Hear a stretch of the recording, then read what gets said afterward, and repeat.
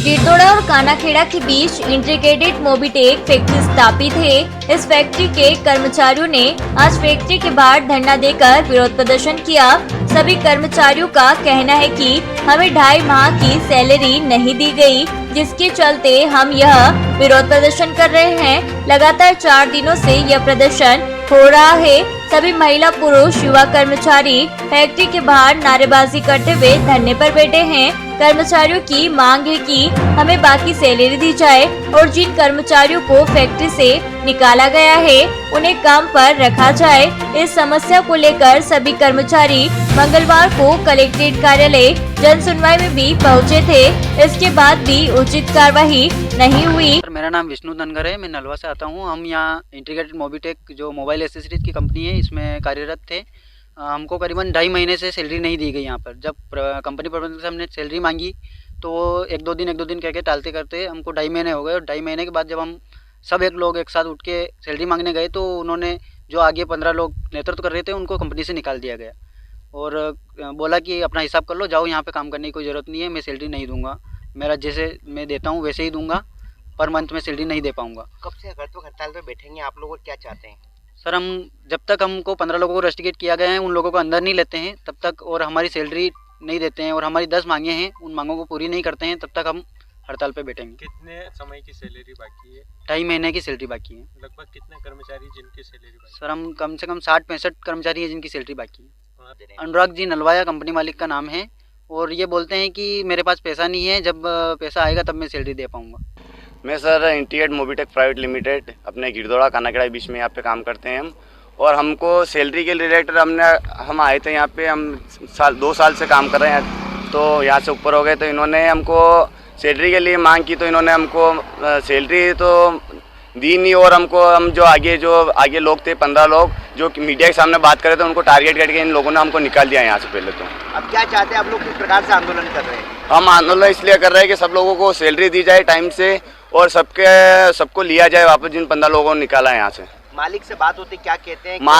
मालिक से बात होती, मालिक का नाम है अनुराग जी नलवाया, और ये बात ये नहीं करते, किसी तीसरे आदमी को आके बात करते हैं, और श्रम विभाग में ये हमसे बात नहीं करते हैं, तीसरा आदमी आके हमसे बात कर रहा है। इनका श्रम विभाग में कंप्लेन करी थी, क्या रिप्लाई आया? रिप्लाई अभी उनका कुछ भी नहीं आया, बस अकाउंट नंबर दे दो हम आपकी सैलरी डाल देंगे। जबकि 1 साल से ऊपर हो गया उन बंदों को कैश में सैलरी दे रहे, क्यों दे रहा? आपने अकाउंट में क्यों नहीं दी सैलरी इनको? हम चाहते हैं कि जिन 15 बंदों को निकाला उनको वापस लिया जाए और कंपनी नियम से चालू की जाए।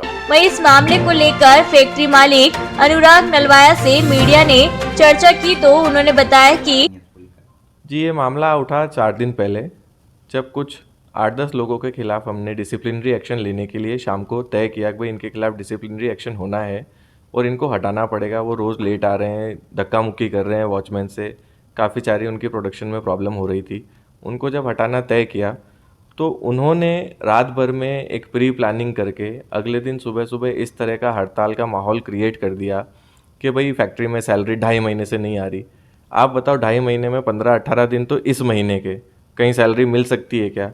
इससे पहले का 1 महीना उसकी सैलरी तो अभी ड्यू हुई है, तो सैलरी डिले चल रही थी 1 महीने से, वो हम स्वीकार करते हैं।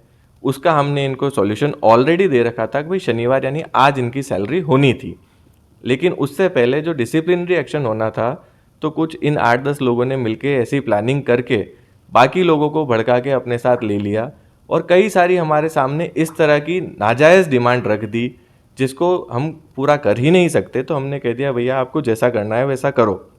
अभी इस मामले में लेबर इंस्पेक्टर सज्जन सिंह जी पूरी मध्यस्थता कर रहे हैं। सैलरी ऑलरेडी लोगों की हम दे चुके हैं। कुछ लोग ये शिकायत कर रहे थे कि भाई हमको सैलरी बैंक में दो, अब उनके पास बैंक अकाउंट ही नहीं है। उन्होंने आज तो बैंक अकाउंट खुलवाए हैं। ये सज्जन जी ने मुझे इस तरह से लिस्ट भेजी है। अब आप बताओ इस तरह से मैं सैलरी दे सकता हूँ क्या?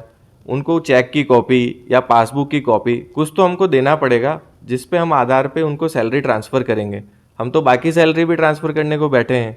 ड्यू कुल 1 महीना है, ओवर ड्यू जिसको अपन मान सकते हैं, उसमें उनके पास अकाउंट नहीं, वो कह रहे हैं अकाउंट में सैलरी डालो। अब बिना उसके कैसे संभव है आप बताओ?